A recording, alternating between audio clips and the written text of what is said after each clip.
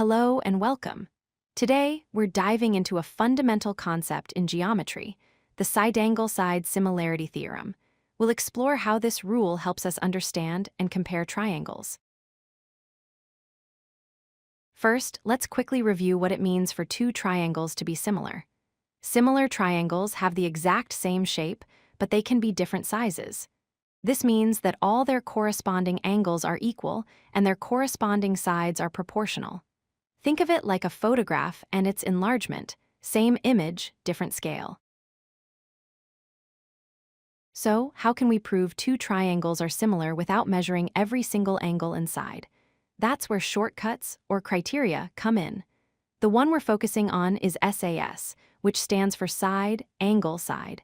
It's a powerful and efficient way to establish similarity. This in SAS refers to side.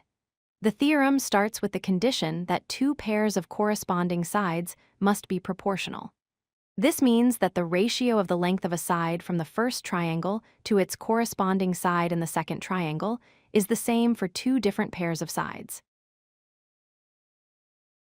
The A in SAS stands for angle, but it's not just any angle.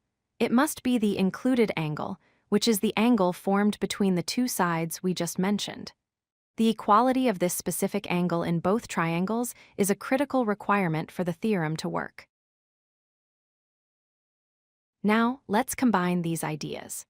The side-angle-side similarity theorem states that if two sides of one triangle are proportional to two sides of another triangle, and their included angles are equal, then the two triangles are similar.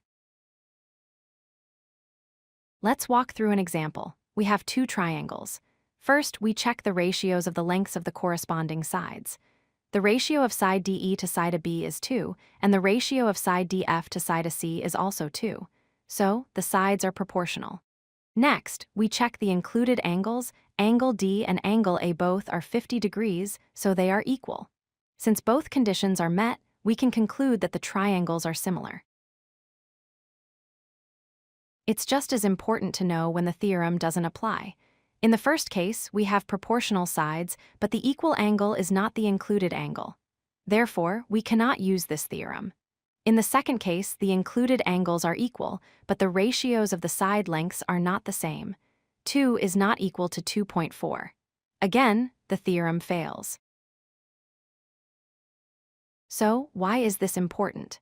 This theorem is incredibly useful for solving problems where you can't measure things directly.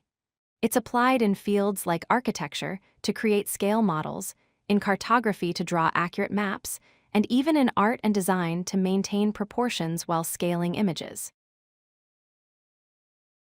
To wrap it all up, remember the two key conditions for the side-angle-side similarity theorem. First, you need two pairs of corresponding sides with the same ratio. Second, the included angles must be equal. If both of these are true, you have successfully proven that the triangles are similar. Thank you for watching. If you like this video, hit that like button and don't forget to subscribe.